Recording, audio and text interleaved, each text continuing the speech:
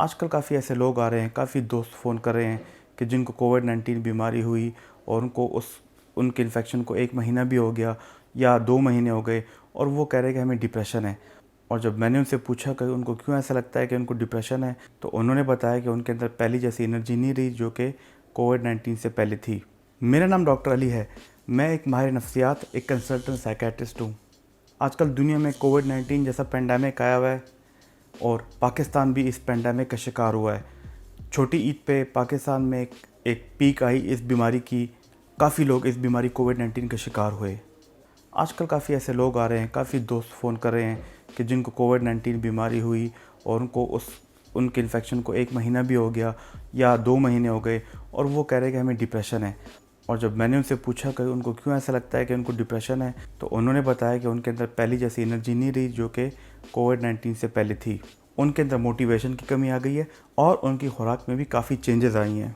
इनमें चंद लोगों में वाकई डिप्रेशन था, लेकिन ज़्यादातर लोगों को फटीग थी। जितनी भी वायरल बीमारियां होती हैं उन सब के बाद थोड़ी बहुत फटीग होती है, लेकिन कोरोना वायरस कोविड-19 के बाद फटीग काफ़ी लोगों को होती है। स्पेशली अगर हम इस बीमारी की कैटेगरीज बनाएं, माइल्ड, मॉडरेट, सिवियर, तो जिनको मॉडरेट से सिवियर बीमारी थी उन सब में फटीग का आंसर देखा गया है। फटीग यानी कि थकावट का, और ये आम रोज़मर्रा की थकावट से काफ़ी हट के है, जिसमें आप थोड़ी देर रेस्ट करें आप ठीक हो जाते हैं, लेकिन इसमें आप फिज़िकली और मेंटली काफ़ी थक जाते हैं, एग्जॉस्ट हो जाते हैं और आप सिर्फ और सिर्फ रेस्ट करना चाहते हैं या सोना चाहते हैं। चूँकि कोरोना वायरस में अभी बहुत काम हो रहा है और इसी तरह यूके की माइल्जिक इंसेफेलाइटिस एसोसिएशन ने भी कोरोना के साथ एसोसिएटेड फटीग पे काफ़ी काम किया है, क्योंकि इन्होंने पहले भी काफ़ी वायरस इलनेसेस की फटीग पे काम किया है। इन्होंने ऑब्ज़र्व किया कि वो लोग जिनमें मॉडरेट टू सीवियर बीमारी थी उनके अंदर 2 से 3 महीने के बाद भी फटीग का आंसर शामिल था, यानी कि उनकी एनर्जी लेवल्स में काफ़ी कमी थी और वो अपनी उस रूटीन को वापस फॉलो नहीं कर पा रहे थे जो कि इन्फेक्शन से पहले की थी। यानी कि अब वो उस तरह उस पेस से उस स्पीड से सीढ़ियाँ नहीं चढ़ पा रहे थे जिस तरह वो कोरोना इन्फेक्शन से पहले करते थे। अगर वो इन्फेक्शन से पहले रनिंग या जॉगिंग करते थे, वो अब जॉग नहीं कर पा रहे। जो पेरेंट्स थे अगर वो बच्चों को गोद में उठाते थे, उनके अंदर उतनी एनर्जी नहीं कि वो बच्चों को गोद में उठाएं या कोई भारी चीज़ उठाएं। इसके अलावा वो लॉन्ग आवर्स तक ऑफिस में काम नहीं कर सकते। इस सब को ME एसोसिएशन यूके ने पोस्ट वायरल फटीग का नाम दिया। और ऐसे लोग जिनको पोस्ट वायरल फटीग भी है और उनको साथ में फ्लू, सर दर्द, खांसी, हल्का फुल्का बुखार, बदन में दर्द, गले में दर्द रहता है, तो उसको उन्होंने पोस्ट वायरल फटीग सिंड्रोम का नाम दिया। क्योंकि कोरोना वायरस एक नया वायरस है, इसका एक स्ट्रेंज बिहेवियर है, तो इसके बारे में अभी भी काफ़ी लर्निंग और काफ़ी थ्योरीज़ हैं। और फटीग के बारे में एक थ्योरी ये भी है कि आपकी बॉडी में जो साइटोकिन स्टॉर्म, जो इम्यूनिटी रिस्पांस हुआ था कोरोना इन्फेक्शन के दौरान, वो अभी भी थोड़ा बहुत है और अभी भी उसने इन्फ्लेमेशन कॉज की हुई है, जिसकी वजह से आपको फटीग हो रही है और ये आहिस्ता आहिस्ता कम होगा, जिसकी वजह से फटीग भी आहिस्ता आहिस्ता चंद हफ्तों या महीनों में कम होगी। दूसरी थ्योरी एनर्जी प्रोडक्शन की है। कुछ साइंसदानों का ये भी मानना है कि कोरोना वायरस हमारी बॉडी में बनने वाली एनर्जी जो कि माइटोकॉन्ड्रिया में बनती है उसको भी मुतासिर करता है। फटीग होती क्या है? जो लोग इसका शिकार हैं उनको तो समझ में आ जाती है, लेकिन जो लोग इसका शिकार नहीं हैं उनको कैसे समझाया जाए? आप तसव्वुर कीजिए कि आपके बॉडी को पूरे दिन में 10 बैग्स की ज़रूरत होती है एनर्जी खर्च करने के लिए। कोरोना वायरस के इन्फेक्शन से पहले आप अगर आधा बैग सीढ़ियाँ चढ़ने के लिए इस्तेमाल करते थे, अब आपको फटीग के दौरान 4 बैग्स ऑफ एनर्जी इस्तेमाल करना पड़ती हैं। तो लिहाजा अगर आप पोस्ट वायरल फटीग का शिकार हैं तो आपको अपनी एनर्जी बहुत कैलकुलेटेड तरीके से यूज़ करनी है। ये भी देखा गया कि जो लोग मेंटली स्ट्रेसफुल काम कर रहे थे उनके अंदर भी एबिलिटी टू कंसंट्रेट और एबिलिटी टू फोकस में कमी आई है। वो काम जो पहले वो मिनटों में कर लेते थे, अब उनको घंटे लगते हैं इस काम के लिए।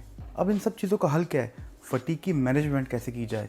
तो सबसे पहले तो आप याद रखिए कि ये फटीग जो है ये शॉर्ट लिफ्ट है, यानी कि चंद हफ्तों से लेके कुछ महीनों में ख़त्म हो जाएगा और जो जो टाइम बढ़ेगा ये फटीगेबिलिटी कमज़ोर होगी, ये फटीगेबिलिटी फेड हो जाएगी।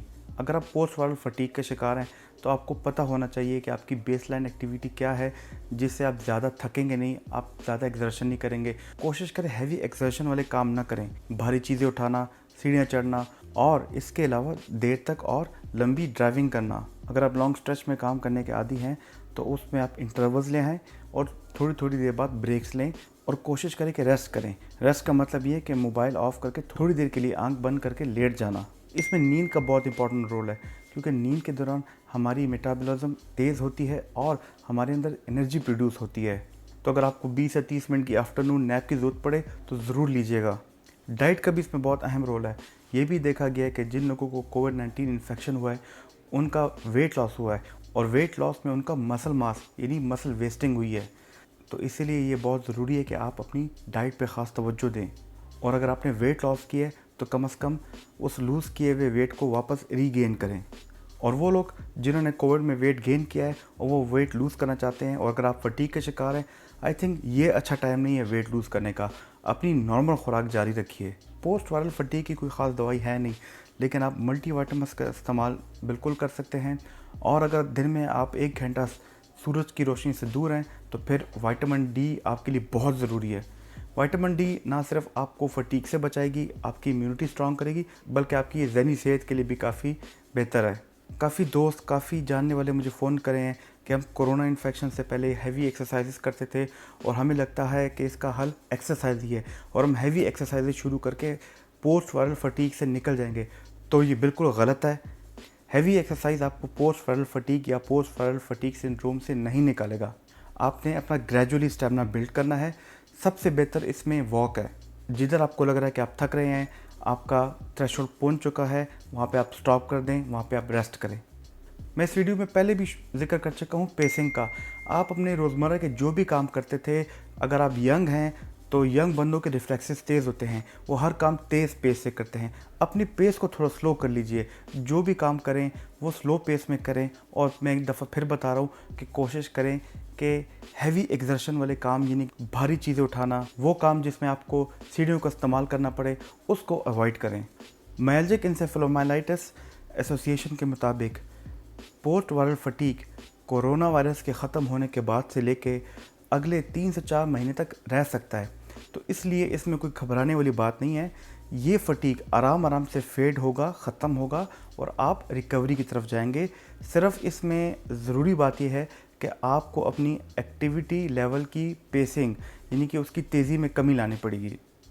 अगर आपको भी कोरोना वायरस इन्फेक्शन हुआ था और पोस्ट वायरल फटीग के सिम्टम्स हैं या आपके जानने वाले को पोस्ट वायरल फटीग के सिम्टम्स हैं तो ये वीडियो ज़रूर उनके साथ शेयर कीजिएगा।